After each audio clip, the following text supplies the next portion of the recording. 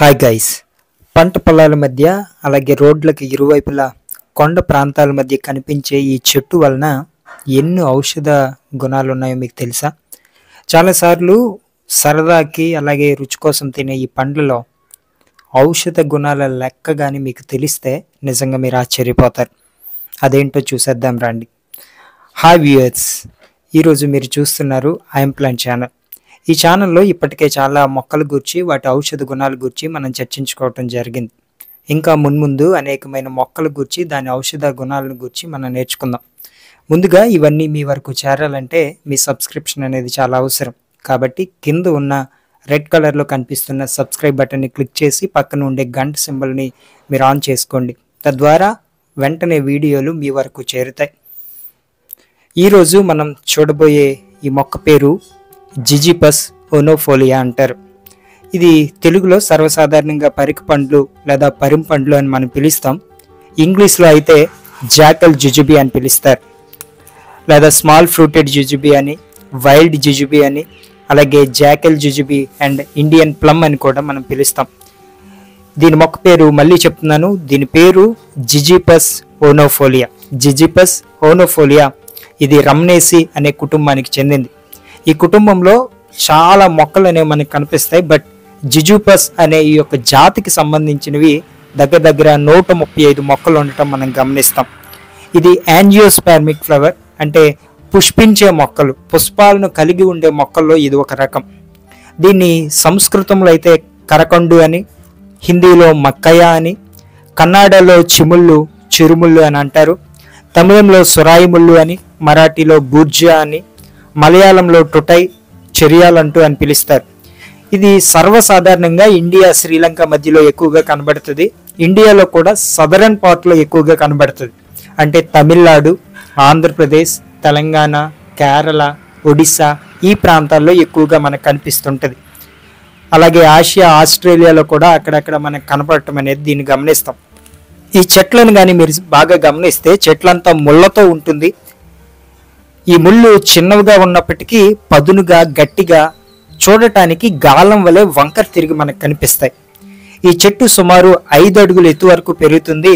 ఇతర చెట్లను ఆధారంగా చేసుకుని 20 అడుగుల వరకు పెరగటం మనం గమనిస్తాం.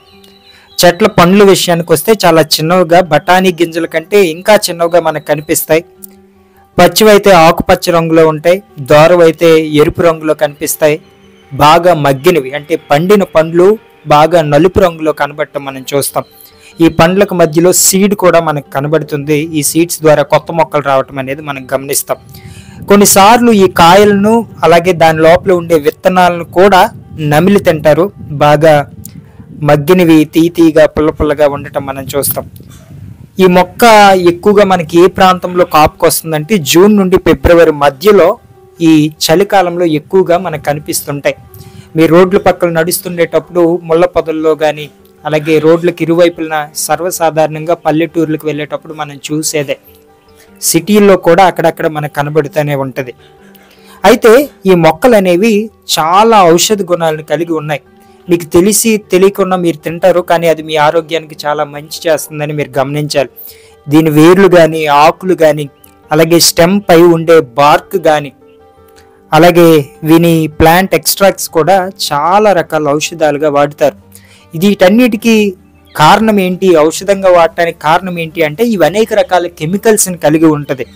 ముఖ్యంగా సాపనిన్స్ అని, టానిన్స్ అని, ఫ్లావనాయిడ్స్, సైక్లోపెప్టైడ్స్ ఉంటాయి, ఆల్కలాయిడ్స్ ఉంటాయి, ఫెనాలిక్ కాంపౌండ్స్ కూడా చాలా ఎక్కువగా ఈ మొక్కలో మనకు కనిపిస్తాయి.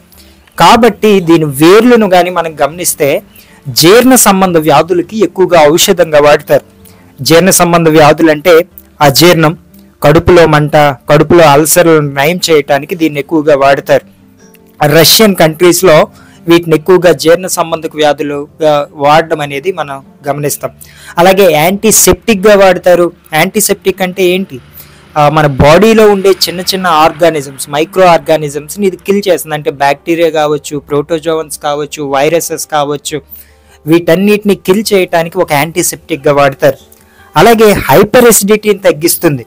అంటే మన బాడీలో ఉండే ఆమ్లత్వాన్ని మనం చూడండి, అప్పుడప్పుడు గ్యాస్ట్రిక్ అని ఇలాంటి మనకు కనిపిస్తుంటాయి గ్యాస్ట్రిక్. ఇవి అంటే ఈనోసు ఇలాంటివి ఎలా వాడతామో దీని ఆకులు నవలటం వల్ల కూడా ఈ గ్యాస్ట్రిక్ని తగ్గించడానికి మనం ఈ ఆకులను వాడచ్చు. అలాగే దీని ఆకుల్ని గాయాలను మాన్పటానికి మనకి ఎక్కువగా మహారాష్ట్ర కొంకణి ప్రజలు అనేవి ఎక్కువగా వీటిని వాడతారు. అలాగే యాంటీ డయేరియాగా వాడతారు, హెర్బల్ మెడిసిన్గా వాడతారు. లేడీస్లో అయితే అబ్డోమినల్ పెయిన్ను తగ్గించడానికి దీన్ని సర్వసాధారణంగా వాడతారు. కేరళ ఈ ప్రజలు ఎక్కువగా అబ్డోమినల్ పెయిన్ను తగ్గించడానికి ఈ ఆకుల్ని ఉపయోగిస్తారు, నవ్వులుతారు. చెట్ల యొక్క బెరడుని కానీ మనం గమనిస్తే ఇది మౌత్ వాష్గా వాడతారు.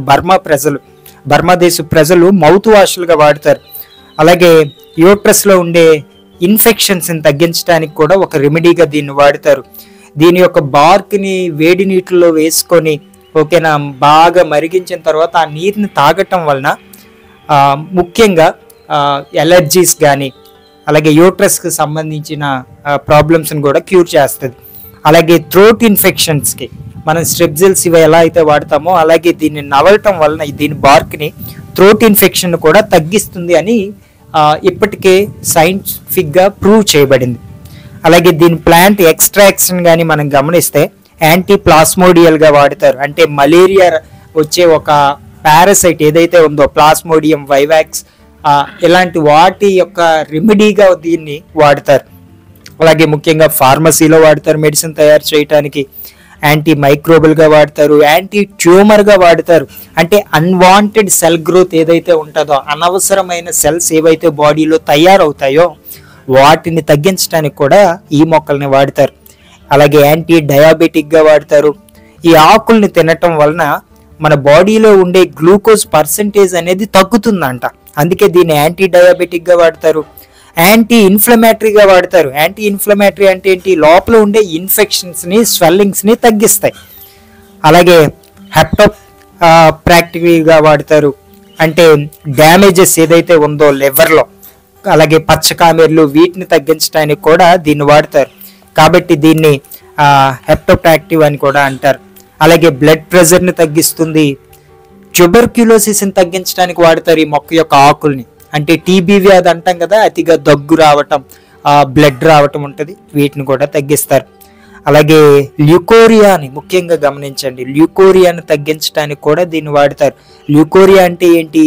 ఎక్కువగా లేడీస్లో వైట్ డిశ్చార్జ్ అనేది రావటం, వెజినల్ వైట్ డిశ్చార్జ్ కానీ మ్యూకస్ డిశ్చార్జ్ కానీ తరువాత అన్వాంటెడ్ మెన్సన్స్ ఏదైతే అవుతాయో వాటిని తగ్గించడానికి కూడా వీటిని వాడతారు.